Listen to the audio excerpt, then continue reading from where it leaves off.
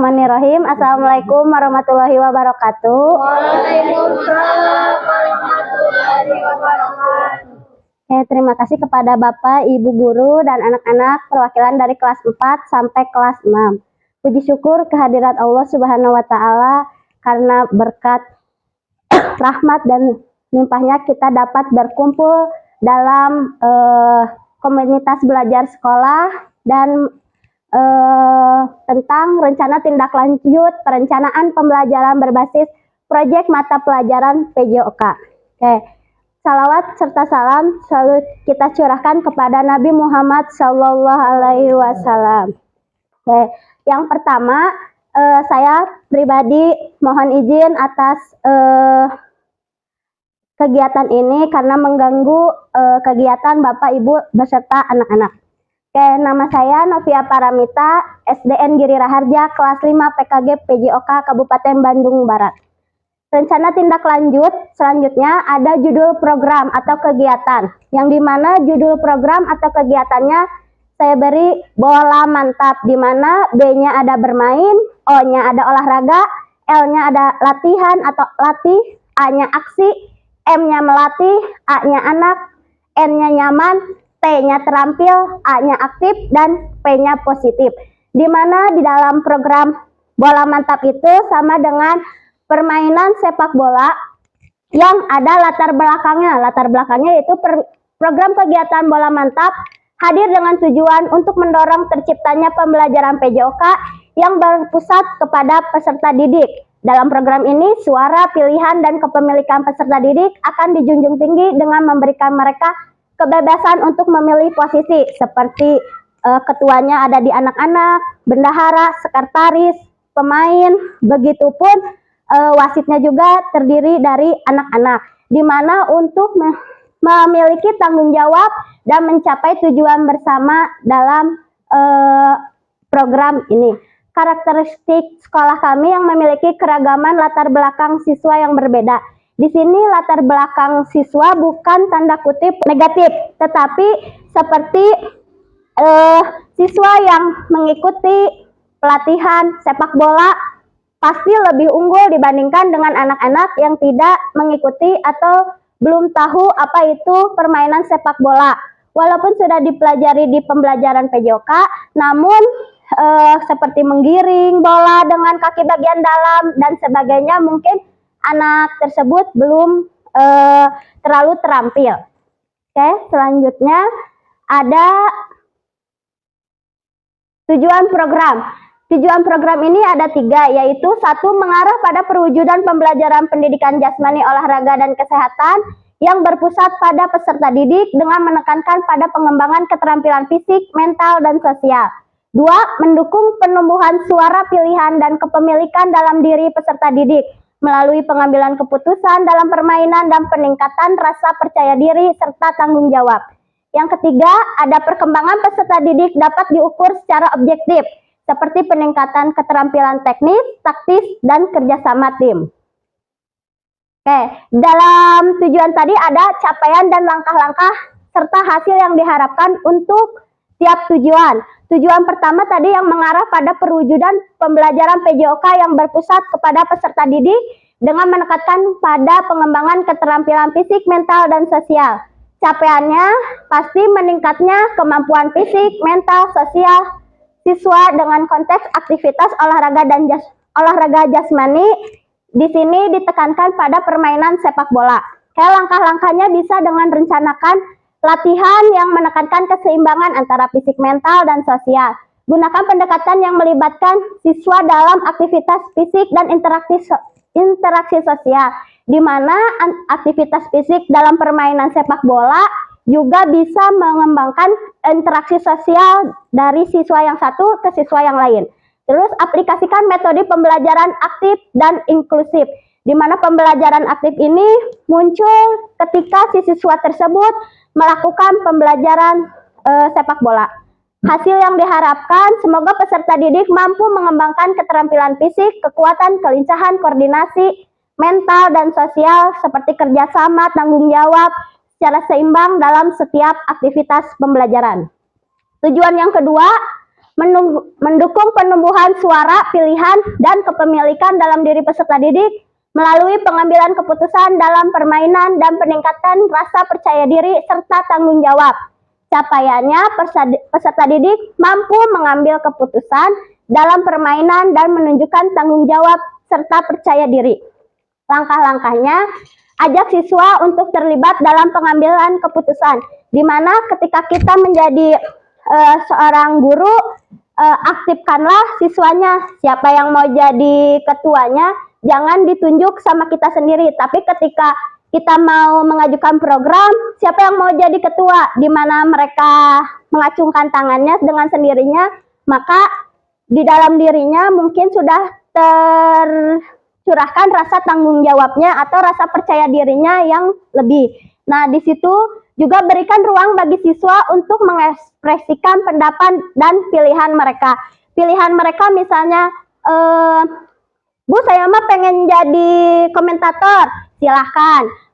Kita berikan ruang untuk anak-anak kita menjadi aktif.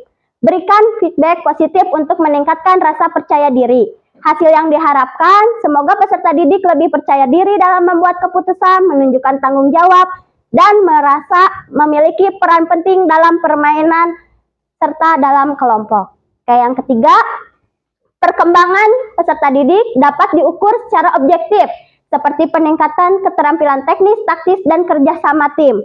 Capaiannya, adanya peningkatan keterampilan teknis, taktis, dan kerjasama yang dapat diukur. Langkah-langkahnya, lakukan penilaian secara berkala, menggunakan metode yang objektif.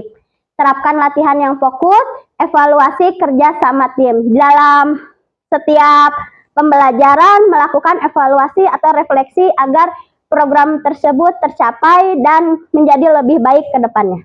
Hasil yang diharapkan, peningkatan keterampilan teknis, misalnya passing, dribbling, shooting, taktis, penempatan posisi atau strategi, dan kerjasama tim yang terlihat dalam permainan sepak bola atau permainan nyatanya yaitu sepak bola. Oke, struktur program dan mitra dalam komunitas belajar.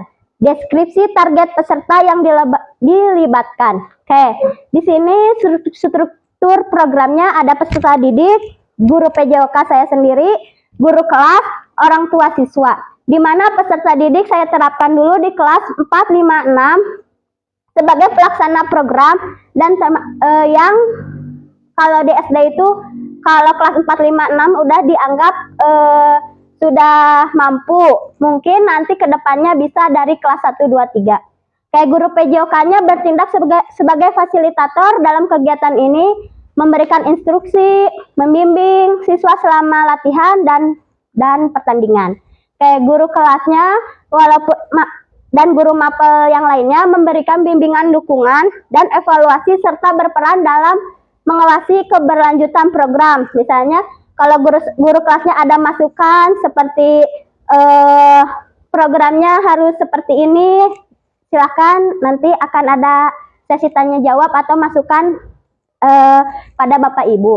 Orang tua siswa walaupun tidak hadir di sini, sebagai pendukung moral dan logistik, orang tua siswa akan dilibatkan dalam kegiatan ini seperti pendampingan saat pertandingan dan memberikan dukungan bagi keberhasilan program. Nah, orang tua juga bisa dilibatkan dalam persiapan latihan di rumah, misalnya bisa belajar sama orang tuanya atau kakaknya dan yang lainnya. Oke, ada lini masa perencanaan dan pelaksanaan yang dirinci. Oke, ini programnya untuk semester 2, di mana persiapannya tanggal 2 sampai 7 Juni. Apa aja sih yang harus disiapkan? Seperti membuat proposal, terus siapa aja yang jadi ketuanya, sekretaris, bendahara, dan sebagainya. Terus pelaksanaan latihan rutinnya. Pelaksanaan latihan rutinnya bisa dilaksanakan tanggal 9 sampai 14 Juni.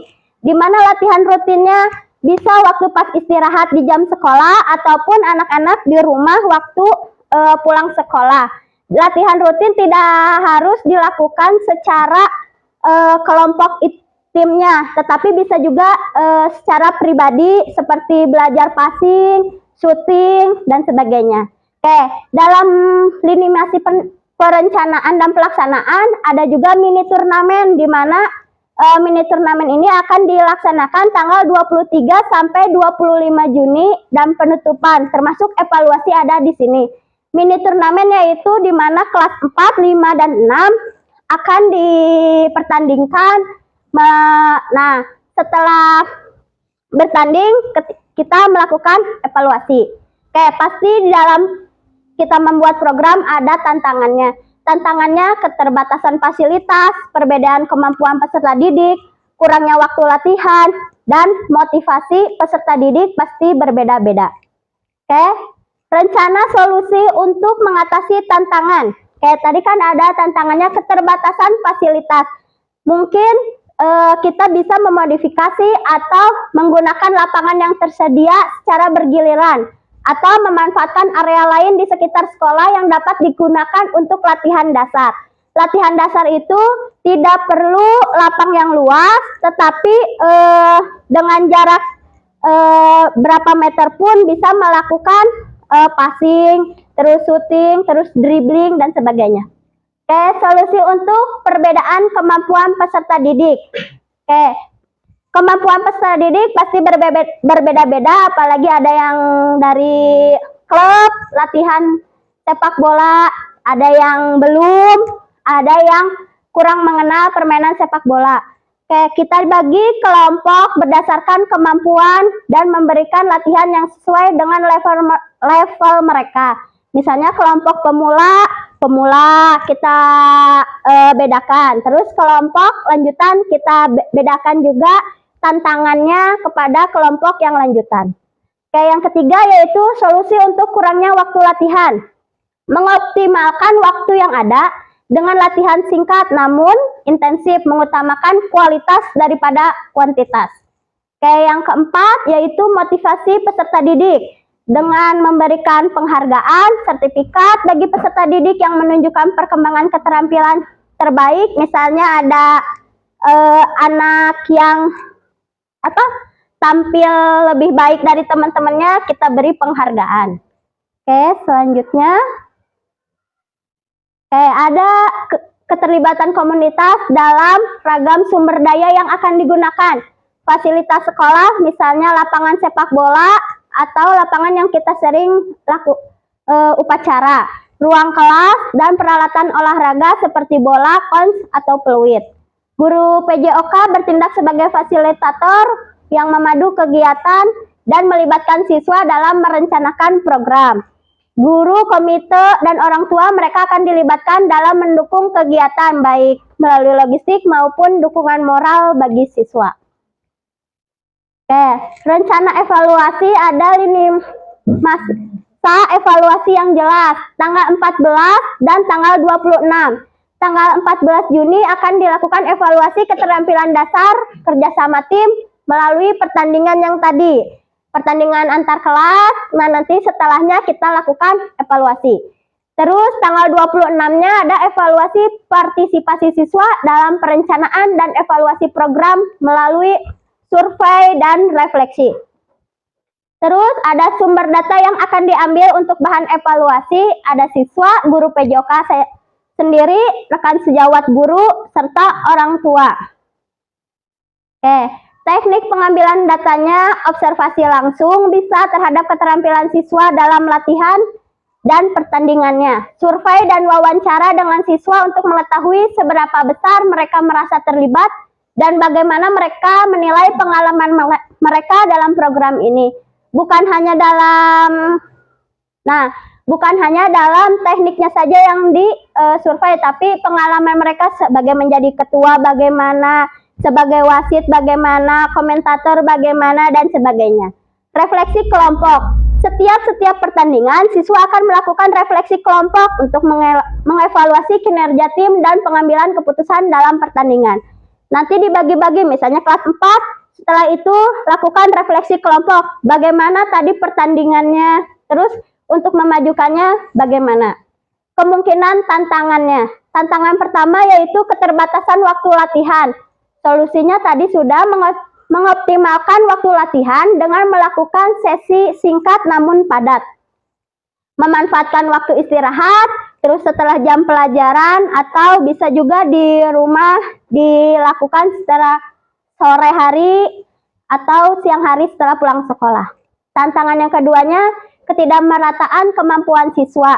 Solusinya membagi siswa ke dalam kelompok yang seimbang berdasarkan kemampuan, serta memberikan latihan tambahan bagi siswa yang membutuhkan. Tadi ada yang kelompok pemula, mungkin nanti ada latihan tambahannya untuk kelompok pemula. Oke, penutupnya, mudah-mudahan dengan program ini diharapkan peserta didik dapat merasakan dampak positif dalam pembelajaran PJOK. Bukan hanya dari segi keterampilan fisik, tetapi juga dari aspek sosial dan kepemimpinan. Keterlibatan mereka dalam setiap tahapan program akan menguatkan rasa kepemilikan mereka terhadap proses belajar, menciptakan suasana pembelajaran yang inklusif, dan menumbuhkan rasa tanggung jawab bersama dalam mencapai tujuan pembelajaran. Kayak mungkin sekarang waktunya tanya jawab atau masukan harusnya seperti apa, mungkin ada yang usulan-usulan, mungkin bisa dari Bapak Ibu atau anak-anak. Oke, silakan Pak. Ini mah hanya menanggapi saja Neng ya. Ya. Menurut saya sebagai guru kelas 5, yang disampaikan itu bagus ya. Karena pada dasarnya setiap siswa itu memiliki memiliki perannya masing-masing. Ya. Nah, ke depan kalau misalkan sudah dibiasakan, ke depan mungkin nanti akan tumbuh kemandirian. Bagus. Lanjutkan saja. Oke, terima kasih Pak Dani. Oke, ada yang lainnya. Mungkin program ini sebenarnya baru kelas 4, 5, 6. Mungkin kita sudah melaksanakannya di kelas meeting. Tapi di kelas meeting itu tidak ada kayak perencanaan persiapannya tidak terlalu disiapkan. Karena mungkin jaraknya juga sekarang dekat. Tapi untuk semester 2 mungkin kita coba dulu di kelas 4, 5, 6. Nanti kalau kelas 4, 5, 6 sudah berhasil, mungkin bisa kakak-kakak kelasnya mendidik atau melatih adik kelasnya kelas 1, 2, dan 3. Mungkin itu. Ada tambahan? Oke, Pak Nandar. Tadi menarik melihat pemaparan tentang langkah-langkah dalam pembelajaran PJOK saja, mungkin pembelajaran lainnya kelas atau di luar kelas dalam pengambilan suara pengambilan suara anak dalam langkah-langkah setiap pembelajaran memang sangat perlu sekali, di mana itu tadi oleh Pak Dani juga itu dapat setidaknya menumbuhkan rasa percaya diri dari setiap siswa dan juga rasa tanggung jawab mereka terhadap tujuan ataupun hasil pembelajaran yang akan si anak raih nanti. Iya. Oke, terima kasih atas masukannya atau pemaparannya. Mungkin cukup sekian dari saya. Mohon maaf apabila ada kata-kata yang kurang berkenan. Wabillahi taufiq wal hidayah. Wassalamualaikum warahmatullahi wabarakatuh. Waalaikumsalam warahmatullahi wabarakatuh.